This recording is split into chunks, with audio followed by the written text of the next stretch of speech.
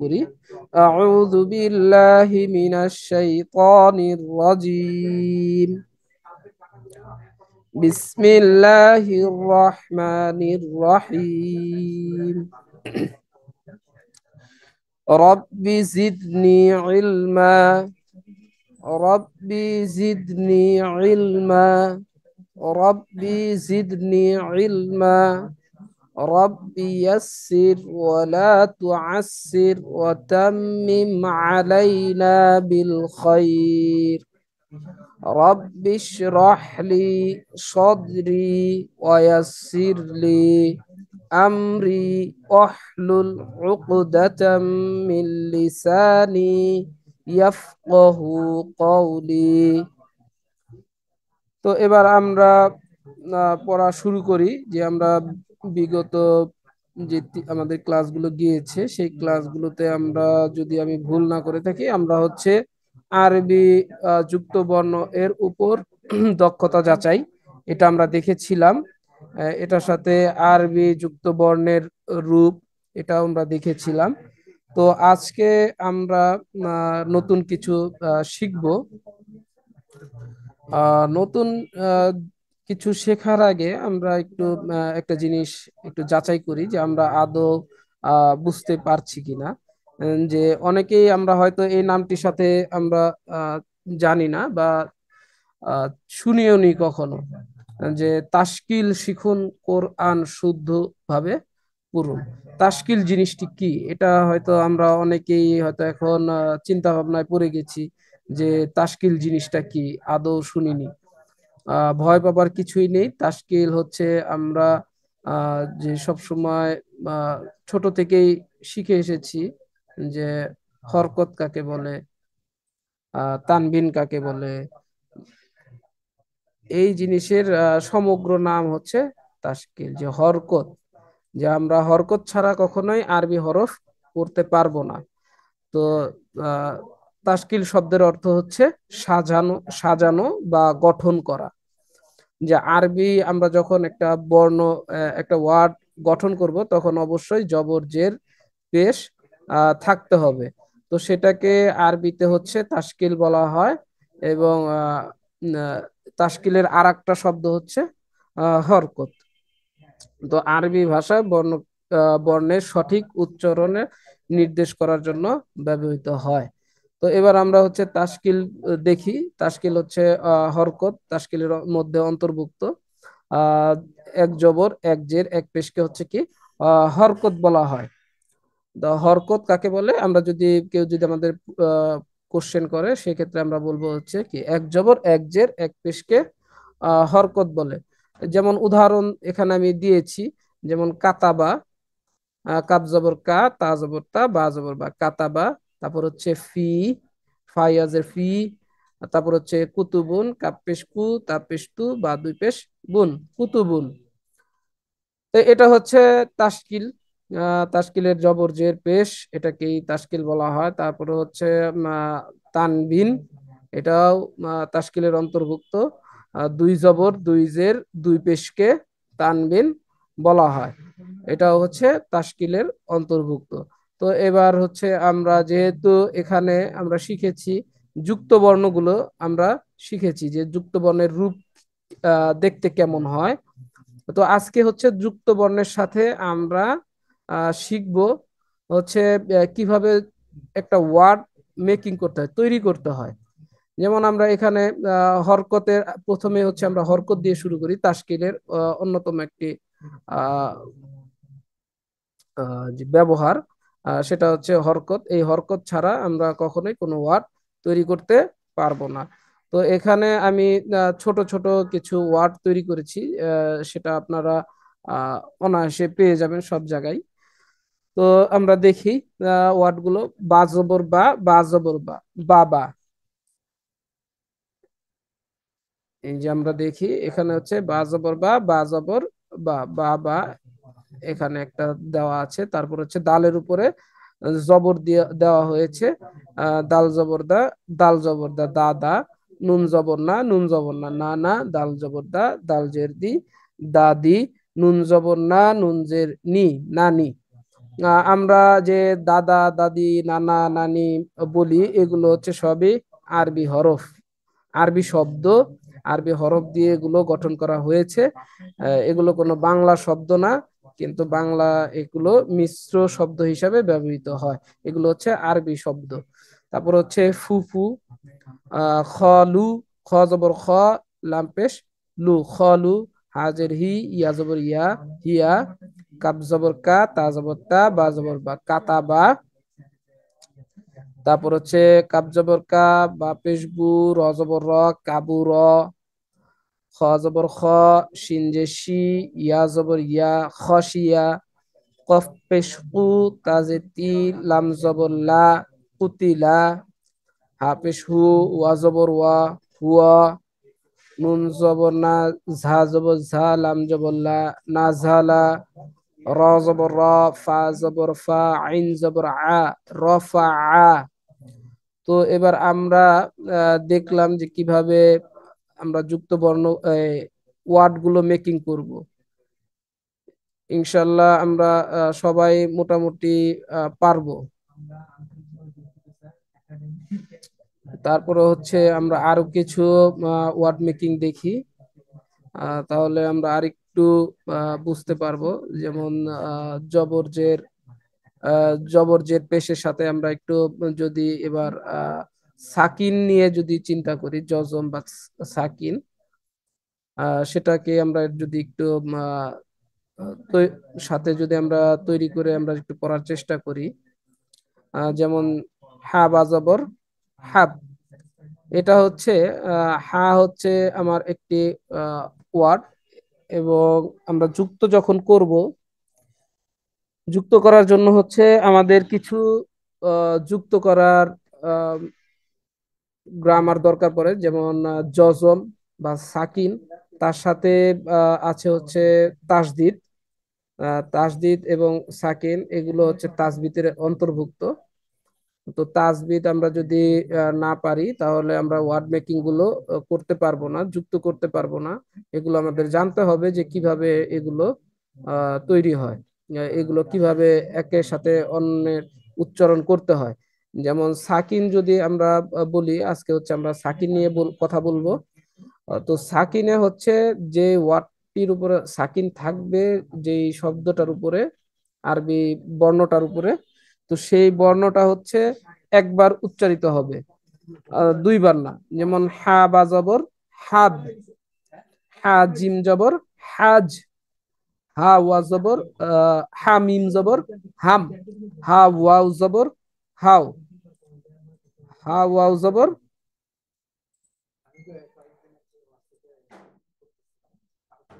হা wow জবর হাও, হা ওয়া জবর হাও।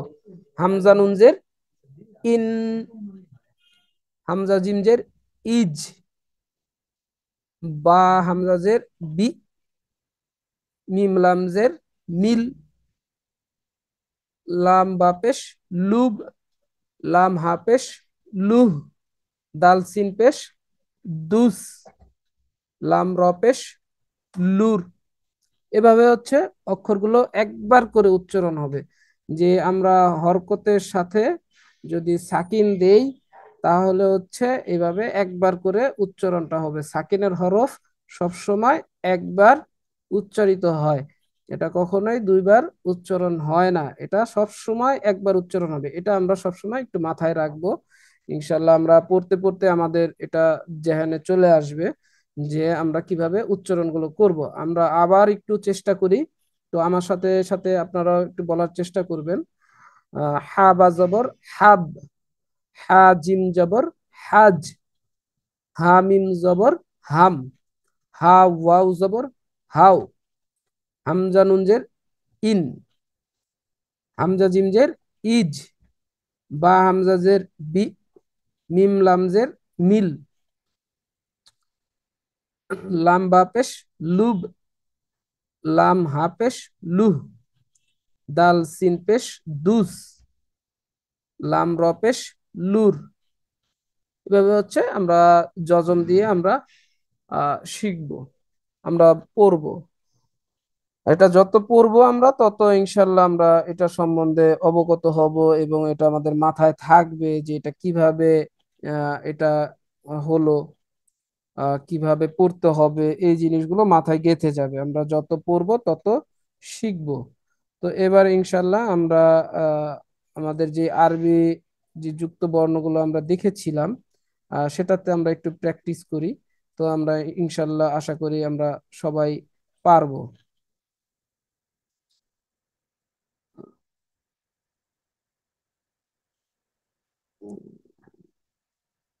সবাই আমরা একটু চেষ্টা করি যে দেখি যে আমরা পারি কিনা।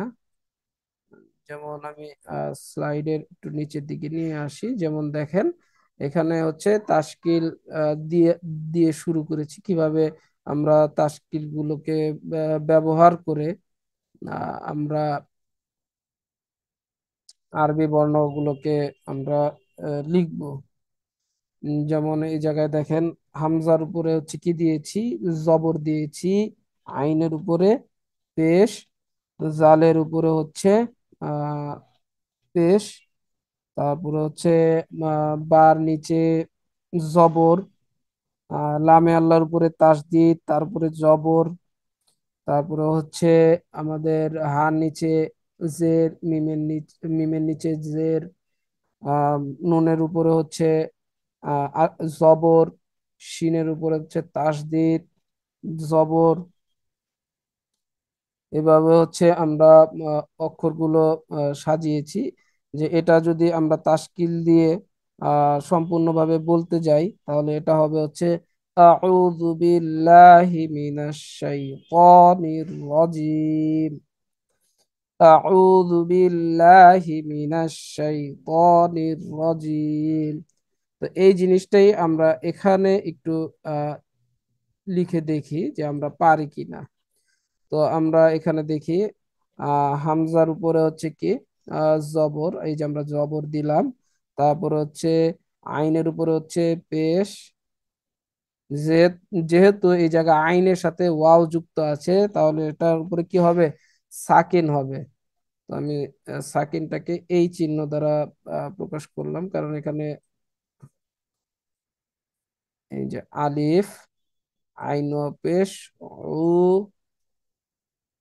আইন ওয়ার সাথে ধরেছে, আইন ওয়াও পেশ, উ, আ, উ, আ, উ। প্রথমে হচ্ছে আ, তারপর হচ্ছে উ, আ, উ। তারপর হচ্ছে জালের উপরে হচ্ছে পেশ, আউযু। তারপর হচ্ছে বার নিচে জের।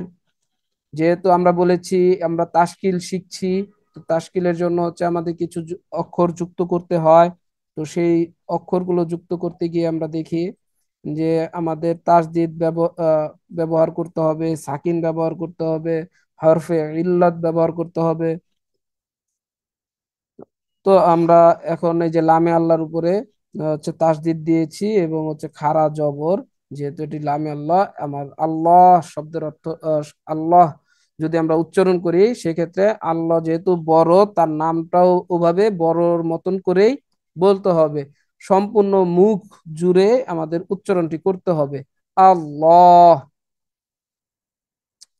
তো আউযু বিল্লাহ, এই জায়গা হচ্ছে কি খাড়া জবর, হচ্ছে এক আলিফের মদ।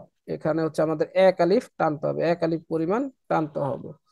তারপর হচ্ছে হাজের হি, বিসমিল্লাহ, আউযু বিল্লাহি। তারপর হচ্ছে মিমজের মি, আউযু বিল্লাহি মি। তারপর হচ্ছে কি আছে, আহ তারপর হচ্ছে নুন, নুনের উপরে হচ্ছে কি জবর, আউযু বিল্লাহি মিনা। তো এবার হচ্ছে লাম আলিফ আছে, আর হচ্ছে কি লাম। তো এই দুইটা অক্ষরই কি হবে, উজ্জ যাবে, এইগুলো পড়তে আসবে না, শুধু লিখার টাইমে এই অক্ষরগুলো আসে। তো আমরা নুনের সাথে শিন যেহেতু যুক্ত করব, যুক্ত করার জন্য হচ্ছে আমরা তাসদিদ ব্যবহার করব। আমরা যেখানেই তাসদিদ গুলো দেখব সেখানে আমরা বুঝে নেব যে এখানে অক্ষরটি যুক্ত করা হয়েছে। এই আলিফ এবং লাম এই দুটো হচ্ছে কি বাদ, এগুলো পড়তে আসে না, শুধু লেখার সময় আসে। আউযু বিল্লাহি মিনাশ এ- একবার শিনটাকে আমি উচ্চারণ করলাম, মিনাশ। আর যদি আমি এখন শিনটি, যেহেতু আমরা তাসদিদ ব্যবহার করেছি, তাসদিদ হচ্ছে দুইবার উচ্চারণ হয়, আর সাকিন হচ্ছে একবার উচ্চারণ হয়। তো এখানে ইয়ার উপরে হচ্ছে সাকিন পড়বে। তো আমরা উচ্চারণটি করি, আউযু বিল্লাহি মিনাশ শাই শাই মিনাশ শাই। এখানে শিনটি দুইবার উচ্চারণ হলো, মিনাশ শাই একবার নুনের সাথে যুক্ত হয়ে, আর একবার হচ্ছে কি নিজ হরফের সাথে। তো এবার আমরা আবার বলি আরেকটু, যে আউযু বিল্লাহি মিনাশ শাই, ত আলিফ জবর ত, আউযু বিল্লাহি মিনাশ শাইত, এই জায়গায় খালি আলিফ, যেহেতু এটা খালি আলিফ হচ্ছে মদের একটি হরফ, আমরা মাদ যখন পড়বো তখন আমরা দেখব মাদের হরফ কয়টি। আর মাদের হরফ যদি আসে সেক্ষেত্রে এক আলিফ পরিমাণ টানতে হয়, দীর্ঘ করতে হয়। আউযু বিল্লাহি মিনাশ শাইতানির, তারপরে হচ্ছে নুন আছে, নুনে জের দিলাম, আর রর উপরে হচ্ছে তাসদিদ, তাসদিদ দিয়ে আমরা জবর দিলাম। আউযু বিল্লাহি মিনাশ শাইতানির র। তারপর হচ্ছে কি জিম, ইয়া, মিম আছে, তো জিমের নিচে আমরা জের দেব, তারপর হচ্ছে ইয়ার উপরে সাকিন, মিমের নিচে জের। আউযু বিল্লাহি মিনাশ শাইতানির রাজিম। এভাবে হচ্ছে আমরা তাশকিল গুলো উচ্চারণ করব, একটা ওয়ার্ডের সাথে আর একটা ওয়ার্ড, সরি আমি দুঃখিত, যে একটা বর্ণের সাথে আর একটা বর্ণকে কিভাবে যুক্ত করে একটা ওয়ার্ড তৈরি করতে হয়, বা একটা শব্দ, একটা বাক্য তৈরি করতে হয়, সেটা আমরা আজকে শিখলাম। তো এই পর্যন্ত যারা বুঝতে পেরেছেন তারা একটু জানাবেন কমেন্টসে। আচ্ছা, তারপরে হচ্ছে এবার আমরা আহ, চলে আসি, যে আমরা তাশকিলের যে আমরা হরফগুলো শিখেছি, আমরা তৈরি করা শিখেছি, যে কিভাবে তাশকিল গুলো দিয়ে, আমাদের তাশকিল দিয়ে হরকত দিয়ে কিভাবে হরফ তৈরি করতে হয়। তারপর হচ্ছে আহ তাশকিলের সাথে যে তাসদিদ এবং সাকিন আছে, এই দুটোর ব্যবহার আমরা দেখেছি। তাসদিদের দেখলাম। তো আমরা আবার একটু আহ বলার চেষ্টা করি, আবার একটু বলি, তো সবার ইনশাল্লাহ মাথায় জেনে থেকে যাবে। যেমন আমরা তাসদিদ ওয়ালা হরফ যেগুলো আছে সেগুলোকে আমরা হচ্ছে দুইবার উচ্চারণ করব। যেমন র বা জবর রব, বা জবর বা, রব বা। আর যদি সাকিন ওয়ালা হরফ হয় সেটাকে আমরা একবার উচ্চারণ করব, সাকিন ওয়ালা হরফ সবসময় একবার উচ্চারিত হয়। হা বা জবর হাব।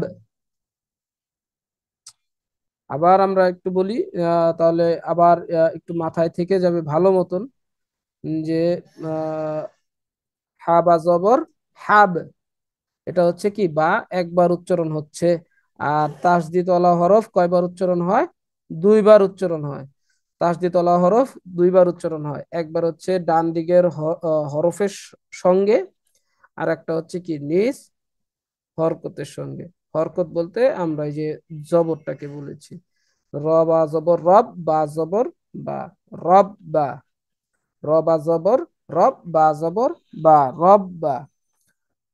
তো আমরা আবার একটু প্রথম থেকে একটু চেষ্টা করি, যে দেখি আমাদের জেহানটা ঠিকঠাক মতন কাজ করছে কিনা। তো আমরা আজকে শিখলাম হচ্ছে তাশকিল। তাশকিল শব্দের অর্থ হচ্ছে সাজানো বা গঠন করা। আরবি বর্ণকে সঠিক উচ্চারণের নির্দেশ করার জন্য এই তাশকিল গুলো ব্যবহার করা হয়। তাশকিল মূলত হরকত, তানবিন, তাসদিদ, সাকিন এগুলোকেই তাশকিল বলা হচ্ছে। আর তাশকিলকে আর একটা এর আবিধানিক অর্থ আছে, সেটা হচ্ছে তাজভিদ। তো এই এই হচ্ছে আমাদের তাশকিল।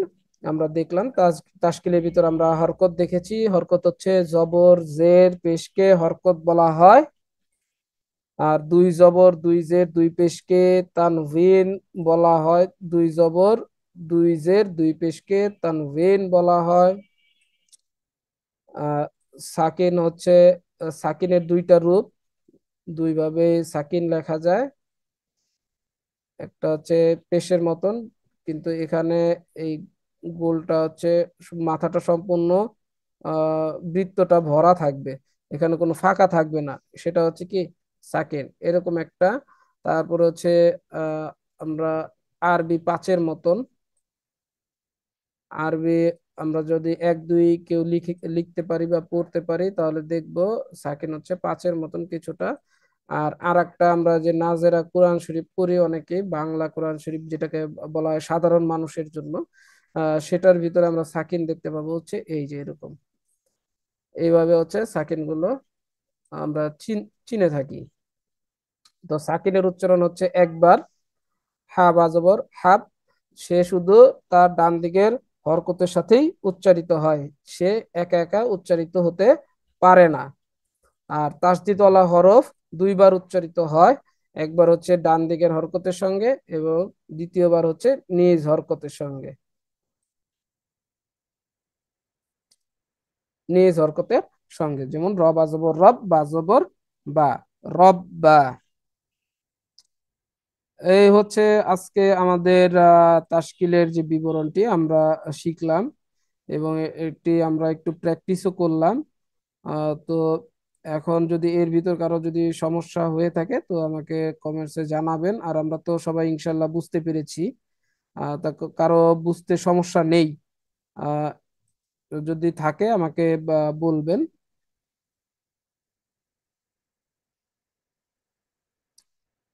আচ্ছা, তো এবার আসি হচ্ছে,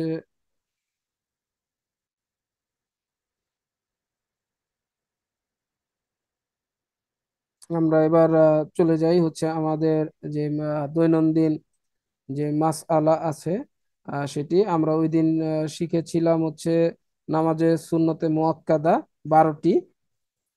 তো নামাজে সুন্নতে মুআক্কাদা 12টি, তো আমরা সবাই মোটামুটি হয়তো অনেকে আমরা বাসায় প্র্যাকটিস করেছি, অনেকে হয়তো করিনি।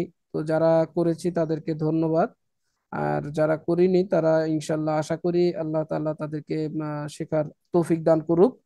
তারা সবাই শি- শেখার চেষ্টা করুক, তারা সবাই শিখুক।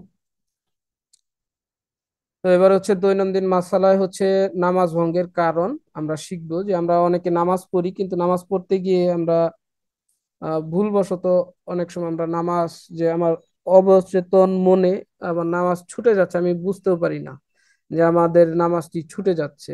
যে এই সব কারণগুলোতে বা এই যে 19টি কারণ দেওয়া আছে, এই 19টি কারণের ভিতরে আহ যদি কোনো একটা কারণ আমার হয়ে যায়, তো সেক্ষেত্রে আমরা চেষ্টা করবো সেগুলো আহ দূর করার। যে নামাজে এক নম্বরে আছে হচ্ছে নামাজে অশুদ্ধ পড়া। তো নামাজ ভঙ্গের কারণ 19টির ভিতরে এই একটি কারণ নামাজে অশুদ্ধ পড়া। তা সে তার জন্য হচ্ছে আমরা চেষ্টা করব, তাই বলে আমরা নামাজ ছেড়ে দেব না, আমরা অবশ্যই নামাজ পড়ব এবং চেষ্টা করব যে আমরা যাতে নামাজে কোরআন যে তেলাওয়াত যেটি আছে সেটি শুদ্ধ করে পড়ার চেষ্টা করব এবং নামাজ পড়তে থাকব। যেহেতু আল্লাহ তাআলার নৈকট্যের দুইটা মাধ্যম, একটা হচ্ছে কোরআন তেলাওয়াত আর একটি হচ্ছে নামাজ। তো নামাজ যদি আমি ছেড়ে দেই, কোরআন তেলাওয়াত করি, তাহলে কিন্তু হবে না। আমার দুটোই লাগবে, নামাজও লাগবে এবং কোরআন তেলাওয়াতও লাগবে।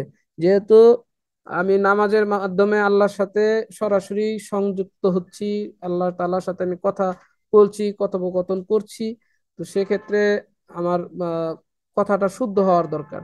এখন আমি যদি অশুদ্ধভাবে বলতে যাই, সেক্ষেত্রে জিনিসটি একটু বাজে দেখায় না? তো আমরা সচরাচর সবাই চেষ্টা করি যে একটু নিজেকে একটু আহ, ভালো প্রেজেন্টেশন করার জন্য, যে আমাকে যাতে একটু বাইরে যদি আমরা যাই, কোনো অফিসে যাই, নিজেকে প্রেজেন্টেশনের জন্য অনেক সুন্দর করে কাপড় চোপড় পরে একটু শুদ্ধ করে কথা বলার চেষ্টা করি। তো আল্লাহ তাআলার সামনে দাঁড়াচ্ছি, যে পুরা পৃথিবীটাকে সৃষ্টি করেছে, পুরা জাহানকে সৃষ্টি করেছে, আপনাকে সৃষ্টি করেছে, আমাকে সৃষ্টি করেছে, তার সামনে গিয়ে যদি অশুদ্ধভাবে আমরা আহ, ক- আহ, পড়া কথা বলি, তারই কথা যদি আমরা অশুদ্ধভাবে বলি, তাহলে জিনিসটা কেমন দেখায়? জিনিসটা আসলেই বাজে দেখায়। না, তো আমরা সবাই চেষ্টা করব এবং নামাজও পড়ব, যে নামাজ পড়ব এবং কোরআন শুদ্ধভাবে পড়ব। তো নামাজের ভিতর কথা বলা, নামাজের ভিতর অবশ্যই কথা বলা যাবে না, কারণ এটা বেয়াদবি হয়ে যাবে আল্লাহ তাআলার সাথে। তারপর হচ্ছে আহ কোনো লোককে সালাম দেওয়া, এখন একজন যাচ্ছে পাশ দিয়ে, আমি তাকে সালাম দিলাম, সে আমাকে সালাম দিল, সালামের উত্তরও দেওয়া যাবে না, সালামও দেওয়া যাবে না।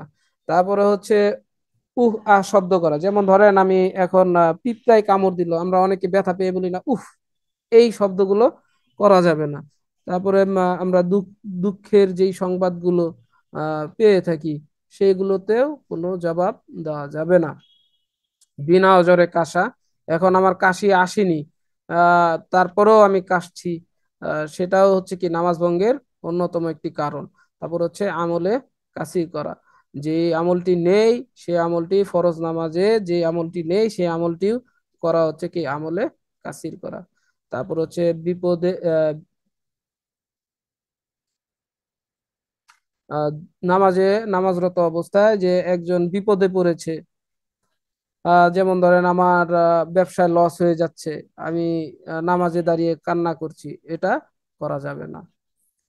নামাজে আহ, বিপদে বা বেদনায়, এখন আপনার শরীর ব্যথা, আপনার জ্বর, আপনার পায়ে ব্যথা, তার জন্য আপনি কান্না করছেন, এটাও করা যাবে না। বিপদে কি আহ বেদনায় শব্দ করিয়া কাঁদা, শব্দ করে কাঁদা যাবে না। যদি একান্তই যদি কান্না চলে আসে, সেটা হচ্ছে কার জন্য কান্না করতে হবে? আল্লাহ তাআলার জন্য, যে আমি নামাজ পড়ারত অবস্থায় আমি আল্লাহ তাআলার এতটাই ধ্যানে মগ্ন হয়ে গেছি যে আমার পিছের গুনাহ জন্য আমি চিন্তা ভাবনা করে আমার কান্না চলে আসছে, সেটা হচ্ছে আলাদা ব্যাপার। কিন্তু বিপদ, এই যে আমার একটা বিপদ মুসিবত হয়েছে, আমি ব্যবসায় লস খাইছি, বা আমার শরীর ব্যথা, আমার জ্বর, তার জন্য কান্না করা, এটা যাবে না।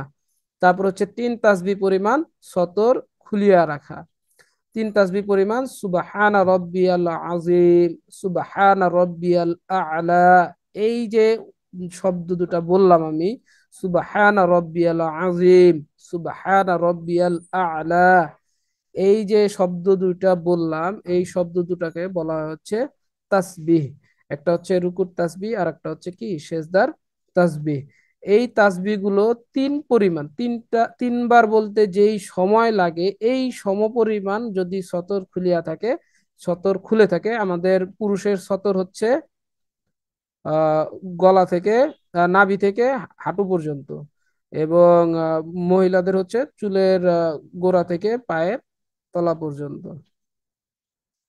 আর নামাজে হচ্ছে আহ, আমাদের পুরো শরীর সতর হিসাবে গণ্য হয়, যে আমাদের পুরো শরীরটাকেই ঢাকতে হবে। এখন আমার নাভি থেকে হাঁটু পর্যন্ত আমি বললাম যে তাইলে তো আমি আমার উপরে কাপড় না থাকলেও চলবে, এটা করা যাবে না। এটা সম্পূর্ণ আইন বহির্ভূত কাজ।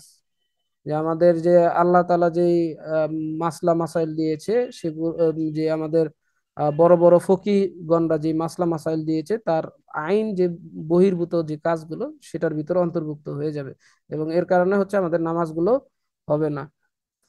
তো 3 তাসবিহ পরিমাণ সতর খুলিয়া থাকা। তারপরে মুক্তাদি ব্যতীত অন্য ব্যক্তির লোকমা নেওয়া, এটা হচ্ছে ইমাম সাহেবদের জন্য। যারা আমরা ইয়া, অনেক সময় আমরা ঘরে পরিবারের সাথে জামাতে নামাজ পড়ি, সন্তান থাকে, বিবি থাকে, অনেক সময় আমরা মাসবুক হয়ে যাই, নামাজের যে ওয়াক্ত চলে যায়, বা বা আমাদের জামাতের যে ওয়াক্তটা থাকে সেখান থেকে আমরা মাসবুক হয়ে গেছি, বিভিন্ন কারণে হয়তো হতে পারে। তো আমরা ওখান থেকে ফারেক হয়ে আমরা যখন নামাজ পড়তে আসব, তখন চেষ্টা করব যে বিবির সাথে নামাজ পড়ি, বা একটা জামাত, ছোটখাটো একটা জামাত, একাকী নামাজ না পড়া। যদি 2 জন হয়, 2 জন নিয়েই আমরা একটা ছোট জামাত তৈরি করে আমরা নামাজ পড়বো। তো সেক্ষেত্রে মুক্তাদি ব্যতীত, যে আপনার পিছনে থাকবে, সে ব্যতীত অন্য কেউ যদি লোকমা দেয় পড়ায়, সেই লোকমা নেওয়া যাবে না, সেই লোকমা নিলে নামাজ ভেঙে যাবে। তারপর হচ্ছে সুসংবাদ ও দুঃসংবাদের উত্তর দেওয়া। এখন একজন জন্মগ্রহণ করলো, আপনি নামাজে দাঁড়িয়েছেন, আপনি সুন্নত নামাজ পড়ছেন বা নফল নামাজ পড়ছেন আপনি ঘরে একাকী, তখন আপনি একটা সুসংবাদ পেলেন, বা আপনার কানে আসলো যে অমুকের ছেলে হয়েছে বা অমুকের বাচ্চা সন্তান হয়েছে, অমুকে এই চাকরিটি পেয়েছে। তো তখন আপনি আলহামদুলিল্লাহ বলতে পারবেন না, তাহলে বললেই আপনার নামাজটি নষ্ট হয়ে যাবে। এবং দুঃসংবাদ, যেমন কোনো কিছু হারিয়ে গেছে, তখন আপনি যদি বলেন ইন্না লিল্লাহ, এইটা বললেও আপনার নামাজটি ভেঙে যাবে। এগুলো বলা যাবে না। তারপর হচ্ছে নাপাক জায়গায় সেজদা করা। অবশ্যই আমরা যেখানে নামাজ পড়বো সেই জায়গাটি পাক সাফ করে নেব। এখন ছোট বাচ্চা হোক বা বড় হোক, যদি অনেকেই আমরা বলে থাকি যে আরে এ তো দুধের বাচ্চা, এর প্রস্রাবে কি নাপাক নাকি? না, তার প্রস্রাবও নাপাক, যেহেতু সে খাবার খায়, বাইরে থেকে তাকে খাবার খাওয়ানো হচ্ছে, সেহেতু সে জন্মের ভূমিষ্ঠের পর থেকেই তার প্রস্রাবটি নাপাক বলেই গণ্য। তো বাচ্চা, ছোট সন্তানের যদি প্রস্রাব সচরাচর ঘরের ভিতরে প্রস্রাব করে থাকে, তো ওই জায়গাটা ভালো মতন পানি দিয়ে পরিষ্কার করে সেখানে জায়নামাজ বিছিয়ে, জায়নামাজটিও পরিষ্কার হতে হবে, বিছিয়ে তারপর হচ্ছে আমরা নামাজ আদায় করব। তারপর হচ্ছে কেবলার দিক হইতে সিনা ঘুরিয়ে যাওয়া। যদি আমি কেবলার দিকে দাঁড়িয়েছি, এখন কেবলা আমার হচ্ছে যেদিকে পশ্চিম দিকে আমি দাঁড়ালাম, এখন আমার নামাজ পড়তে গিয়ে আমি একটু হালকা একটু আর হয়ে গেলাম, সেক্ষেত্রেও কি আমার নামাজ ভেঙে যাবে। এখন অনেকে প্রশ্ন করতে পারেন যে তাহলে অনেকে যে গাড়িতে নামাজ পড়ে সেটা হচ্ছে ভিন্ন ওজোর, সেটা হচ্ছে ওজোরের জন্য সে পড়ছে, যে কেবলা একদিকে ফিক্সড করেছে, কিন্তু গাড়ি ঘুরছে, সে তার তার শরীরকে ঘোরানো সম্ভব না। তো সেক্ষেত্রে হচ্ছে ওটা ভিন্ন মাসালা, ওটা মাসালার দিকে চলে যায়, ওইটার দিকে আমরা না যাই, ওইদিকে আমরা তর্ক আছে, বিতর্ক আছে, ওগুলো আমরা না করি। তো আমরা শুধু একটু জেনে রাখবো যে কেবলার দিক থেকে সিনা ঘুরানো যাবে না, কেবলার দিকে মুখ থাকতে হবে। তারপর হচ্ছে নামাজে কোরআন শরীফ দেখিয়া পড়া। যে আমরা এখন এই যে আমরা যে সূরাগুলো শিখছি, এরকম পাঁচ ওয়াক্ত নামাজে যদি আমরা সূরা ফাতিহা থেকে সূরা নাস পর্যন্ত যদি আমরা 10টা সূরা শিখতে পারি, 11টা সূরা, সূরা ফাতিহা সহ যদি 11টা সূরা শিখতে পারি, তো ইনশাআল্লাহ যে আমাদের নামাজে কোরআন শরীফ যে সমস্যাটি, সেটা নিয়ে কোনো সমস্যাই মনে হবে না। ইনশাআল্লাহ আমরা পাঁচ ওয়াক্ত নামাজই সবসময় কোরআন শরীফ না দেখেই পড়তে পারবো। তো এরকম সচরাচর কেউ করে না। তো এটা কখনোই আপনারা মাথায়ও আনবেন না যে কোরআন শরীফ যেহেতু পড়তে পারি না, কোরআন শরীফ একটু দেখে দেখে পড়ে নামাজটা পড়ি, তো নামাজ হবে না, এটা করা যাবে না। আচ্ছা, তারপর হচ্ছে নামাজে শব্দ করিয়া হাসা। অনেক সময় আমরা বাইরের আওয়াজের কারণে হেসে দেই, সেক্ষেত্রে যদি অট্ট হাসি হয়ে যায়, সেক্ষেত্রে আমার অজুও নষ্ট হয়ে যাবে এবং আমার নামাজও নষ্ট হয়ে যাবে। সেক্ষেত্রে আমার নামাজ অজু করে, পুনরায় অজু করে তারপরে হচ্ছে আবার নামাজ আদায় করতে হবে। তারপর হচ্ছে নামাজে সাংসারিক কোনো বিষয়ে প্রার্থনা করা। এখন আমি নামাজে চিন্তা করছি যে আমার আজকে ব্যবসা কি 10 লাখ টাকা লাভ হবে না লস হবে, সেক্ষেত্রে আমার নামাজ নষ্ট হয়ে যাবে। এবং নামাজে এরকম এই ধরনের দোয়াও করা যাবে না যে আল্লাহ তুমি আমারে 10 লাখ টাকা পাওয়ায়া দাও, এই ধরনের দোয়া করা যাবে না। তারপরে হাঁচির উত্তর দেওয়া। নামাজে এই যে একটু আগে বলেছিলাম যে সুসংবাদ দুঃসংবাদ, সেই ক্ষেত্রে এম, আহ, যেমন দেওয়া যাবে না, এটাও হাঁচির উত্তর দেওয়া যাবে না। তারপর হচ্ছে নামাজে খাওয়া ও পান করা। আমরা অনেক সময় খেতে থাকি, খেতে খেতে দেখা যায় যে নামাজের ওয়াক্ত হয়ে গেছে, আমরা হুট করে মসজিদে ঢুকে যাই, নামাজে দাঁড়িয়ে যাই, এটা করা যাবে না। আমাদের অবশ্যই কুলি করে আমার মুখটাকে পরিষ্কার করে তারপর হচ্ছে নামাজে দাঁড়াতে হবে। নামাজের সময় খাওয়াও যাবে না, পানও করা যাবে না। ইমামের আগে মুক্তাদি দাঁড়ানো। আমরা যদি জামাতে নামাজ পড়ি, সেক্ষেত্রে ইমাম আমার এখনো আল্লাহু আকবার বলে দাঁড়ায় নাই, তখন আমি ঠিকই সেজদা থেকে দাঁড়িয়ে গেছি, সেক্ষেত্রে আমার নামাজ ভেঙে যাবে। তো এটা আমরা খেয়াল রাখবো। আমরা অনেকেই নামাজের ক্ষেত্রে একটু তাড়াহুড়া করি, তো এই তাড়াহুড়াটা আমরা আর কখনোই করব না ইনশাআল্লাহ। যে আল্লাহ তাআলা আমাদেরকে আমল করার তৌফিক দান করুক। আমিন।